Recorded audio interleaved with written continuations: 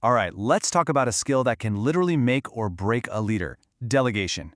We're going to go way past the surface level advice here because, mastering this isn't just about handing off tasks. It's about completely transforming your leadership style and building a team that doesn't just work but truly thrives. You've heard these excuses, right?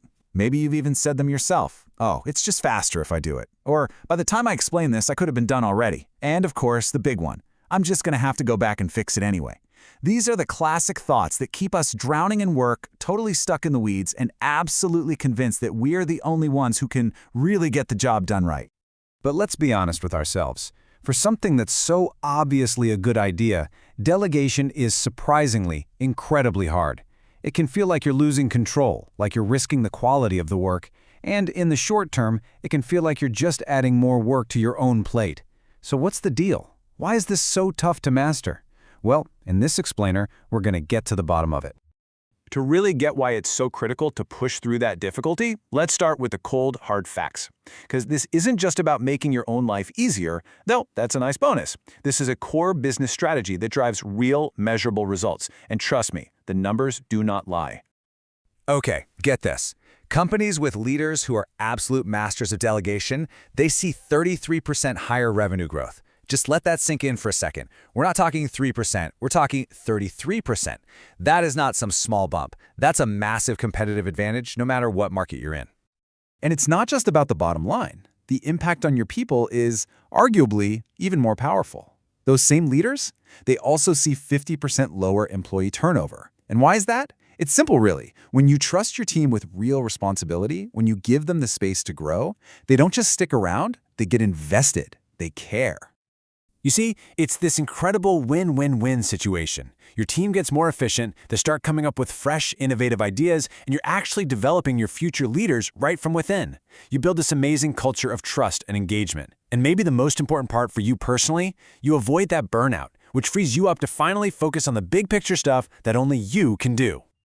Okay, so I think we're all sold on the why, right? The business case is crystal clear. So now, let's get practical. How do you actually do this and do it well?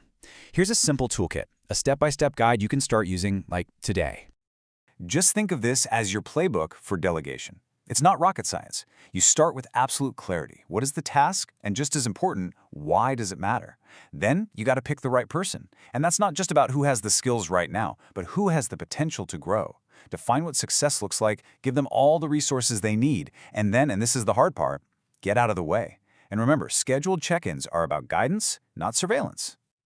And this right here, this shows the huge difference between support and suffocation.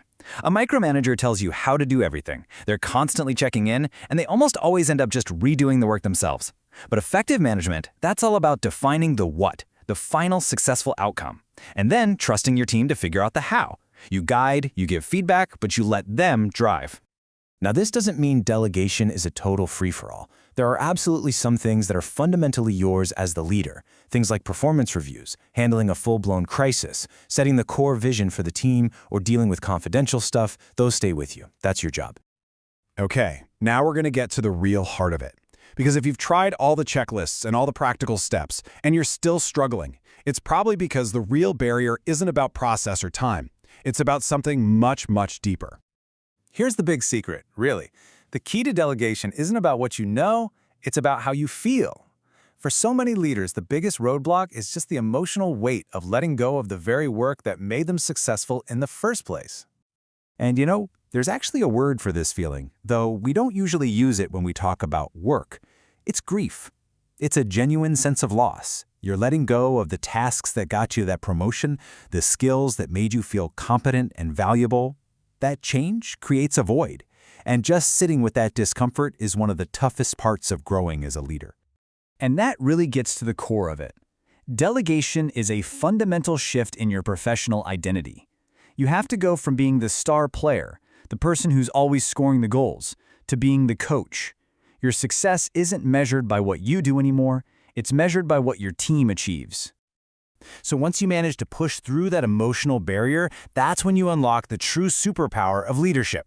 This is where you graduate from just assigning tasks and you start building a team that is genuinely empowered, a team that can crush it even when you're not there. Look at this distinction closely, because it is everything. Delegation, that's about assigning tasks. You're still in the driver's seat, making the calls. But empowerment, that's about assigning authority. You're not just giving them a job to do, you're handing them the keys to the car, you're giving them the map, and you're trusting them to drive the journey themselves. The whole focus shifts from just getting something done to building real, lasting ownership. And the payoff from making this shift is just immense. This is where real innovation happens, because your people feel safe enough to try new things. Your team becomes way more agile, they can pivot without waiting for your stamp of approval. Motivation goes through the roof, and you are finally truly free to do the most important work a leader can do, thinking about what's coming next. So I'm going to leave you with this one question to think about. When you hand off work, are you just trying to clear your own plate for the day? Or are you consciously investing in your team's skills for tomorrow? Because the answer to that question, that's where you'll find the true art of